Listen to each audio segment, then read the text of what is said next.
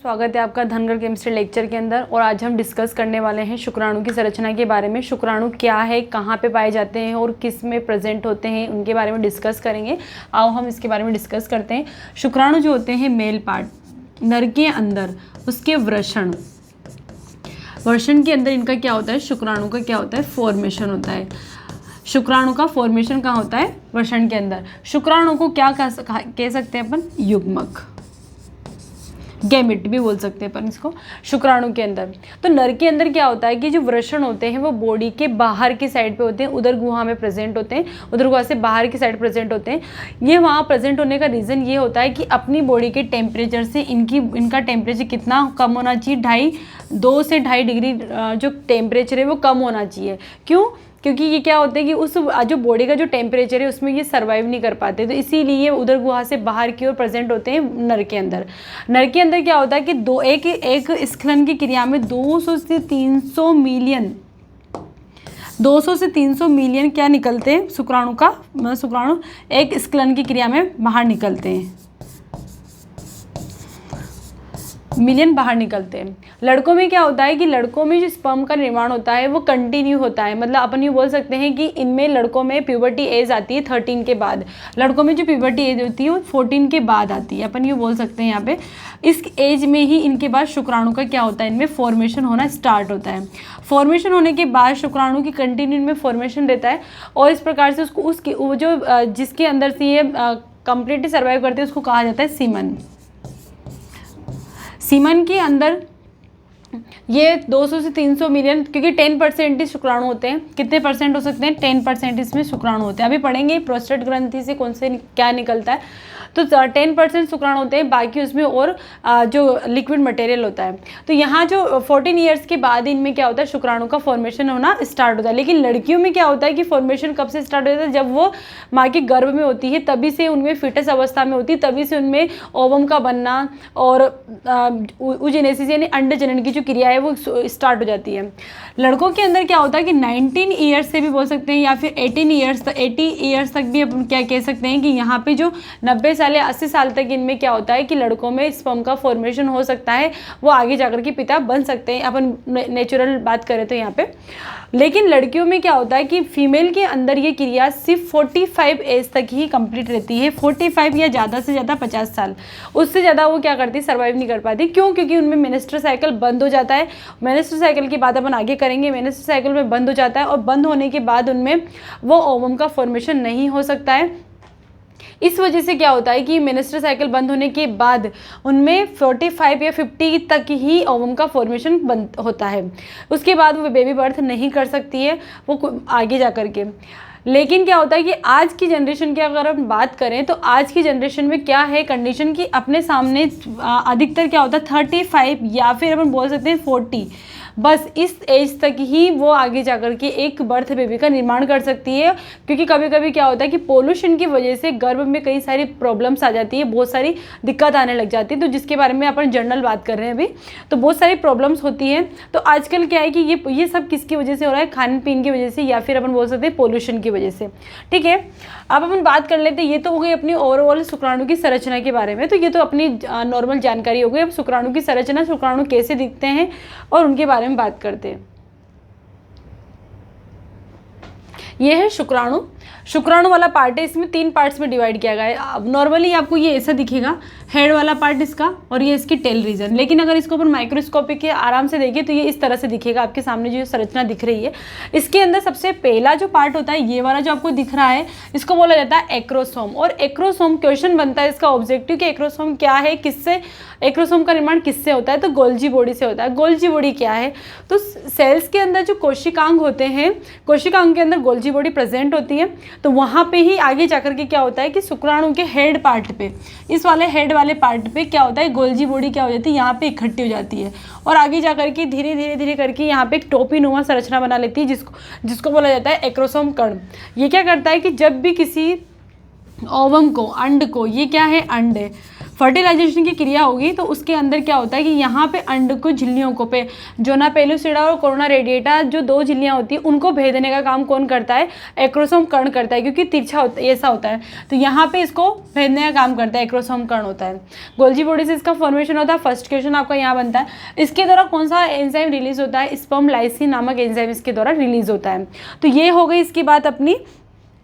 इसके शीर्ष वाले भाग में इसी वाले पार्ट के अंदर वो यहाँ पे क्या होता है, केंद्रक प्रेजेंट होता है।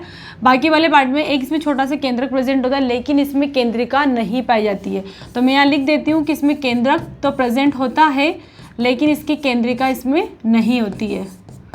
केंद्रिका क्या होती है इसमें, एब्सेंट होती है, अनुपस्थित होती है। क्लियर। ये हो गया इसका पार्ट। ये हो गया मिडिल पार्ट, इसका सिर वाला पार्ट हो गया, क्योंकि 3 पार्ट्स में डिवाइड किया गया है। सिर पार्ट यानी हेड रीजन, मिडिल पार्ट और टेल पार्ट, तो 3 पार्ट्स में। उसके बाद आपने जस्ट दिख रहा होगा कि यहाँ पे ये दिख रहा है आपको सेंट्रियोल, यानी तारक काई जिसको बोला जाता है। तो 2 सेंट्रियोल उसके अंदर प्रेजेंट होते हैं, एक होता है समीपस्थ सेंट्रियोल, एक होता है दूरस्थ सेंट्रियोल। तो समीपस्थ सेंट्रियोल कौन सा है, ये वाला समीपस्थ, जो केंद्रक के पास में होगा वो समीपस्थ सेंट्रियोल।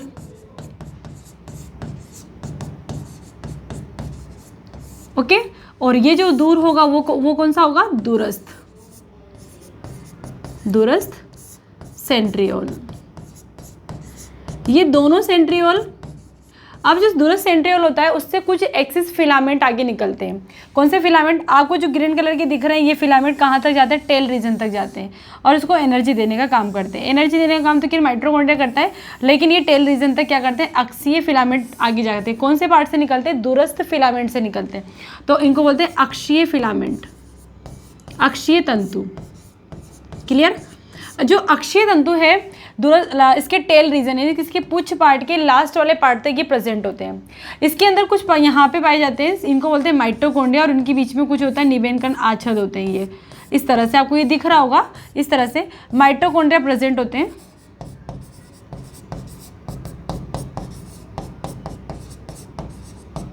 माइटोकॉन्ड्रिया का मतलब है कि आपको पता है कि माइटोकॉन्ड्रिया सेल्स का क्या है, कोशिकांग होता है, और इसके अंदर क्या होता है, एटीपी का फॉर्मेशन होता है, एडिनो ट्राइफास्फेट का फॉर्मेशन होता है। 1 मिनट मैं यहाँ बता देती हूँ आपको।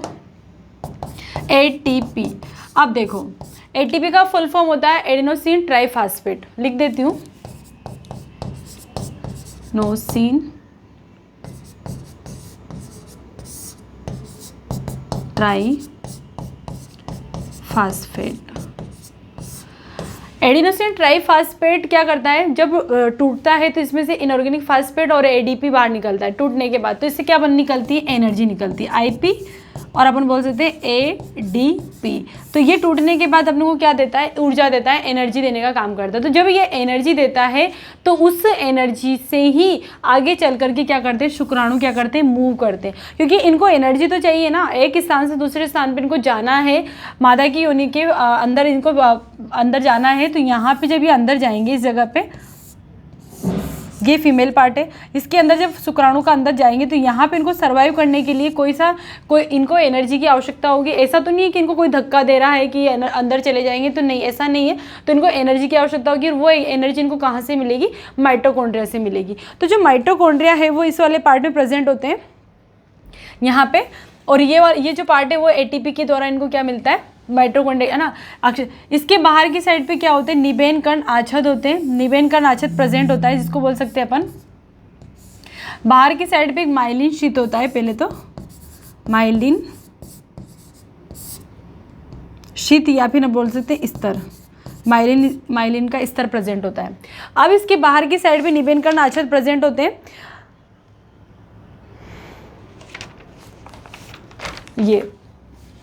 ये दिख रहा है आपको, ये आपको माइटोकॉन्ड्रिया दिख रहा है, और ये वाला जो पार्ट है जो इसको घेरे हुए रखता है, ये वाला, ये क्या कहलाते हैं, इसके निबेन कण आच्छाद। 1 मिनट,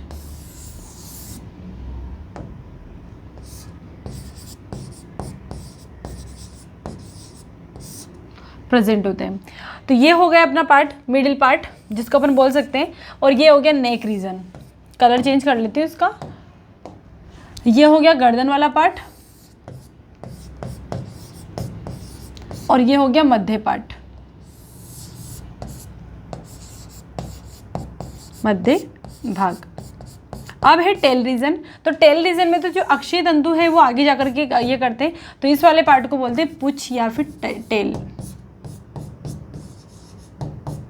क्लियर? तो ये जो अपने पास शुक्राणु दिख रहा है आपको, ये बहुत इजी क्वेश्चन से बनता है। आपके 3 पार्ट्स में इसको डिवाइड किया गया है और तीनों पार्ट्स के अंदर इसके अंदर आपने देखा होगा कि तीनों पार्ट्स इसके वेरी इंपॉर्टेंट है इसका, क्योंकि क्या होता है कि इस अधिकतर क्वेश्चन अपना यही बनता है कि शुक्राणु की संरचना का वर्णन कीजिए, तो ये क्वेश्चन अपना बनता है, तो ये कम्प्लीटली इसका है। शुक्राणु बनने के बाद मैंने आपको बताया कि जो सीमन होता है, जो मेल के अंदर जो सीमन होता है उसका निर्माण किन किन से होता है। तो सीमन का जो निर्माण है वो स्पर्म और उसकी सेमिनल वेसिकल्स और प्रोस्टेट ग्रंथि और यहाँ पे होता है बल्ब यूरिथ्रल ग्रंथि, इनके द्वारा निकलता है। तो इनके द्वारा फॉर्मेशन कैसे होता है ये भी देख लेते हैं अपन। सीमन क्या होता है कि मेल पार्ट का एक बहुत लिक्विड पार्ट होता है, ये वाइट कलर का स्टार्च नुमा बोल सकते हैं अपन इसको। सीमन का फॉर्मेशन किससे होता है? सीमन का फॉर्मेशन सबसे पहले किससे होगा? तो सीमन का फॉर्मेशन में सबसे पहले स्पर्म कितने परसेंट होते हैं, कितने परसेंट इसमें स्पर्म की होते हैं? तो इसमें 10% क्या होता है, स्पर्म होते हैं। मैंने आपको बताया कि 200 से 300 मिलियन स्पर्म प्रेजेंट होते हैं एक स्खलन की क्रिया में। स्खलन का मतलब होता है अपनी बॉडी से सीमन को बाहर निकालना, इसको हिंदी में बोलते हैं वीर्य। क्लियर? 10% इसके अंदर होता है। फिर सेमिनल वेसिकल्स होती है,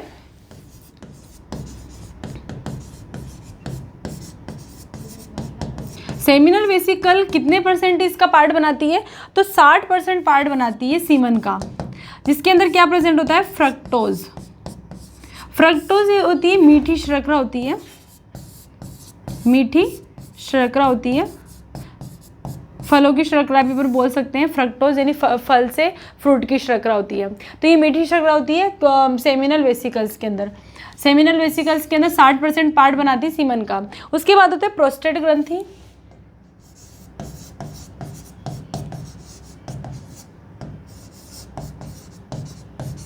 प्रोस्टेट जो ग्लैंड है उसके अंदर वाइट कलर का एक द्रव पदार्थ निकलता है, वाइट कलर का। इसके द्वारा क्या होती है? स्मेल यानी गंध आती है। जो सीमन के अंदर जो गंध होती है वो किसके द्वारा होती है? प्रोस्टेट ग्रंथि के द्वारा निकलने वाला जो वाइट कलर का पदार्थ होता है उसके द्वारा निकलती है। उसके बाद दो यहाँ पे है बल्बो यूरिथ्रल ग्लैंड, ये सब मैंने आपको पढ़ा रखा है। बल्बो यूरिथ्रल ग्लैंड्स और प्रोस्टेट ग्रंथि से दोनों से मिलकर कितना परसेंट पार्ट निकलता है? 30%। तो आपने देखा होगा कि ये 100% जो पार्ट है वो कितना हो गया अपने पास? 100% हो गया, और सीमन का फॉर्मेशन यहाँ पे कंप्लीट हो जाता है।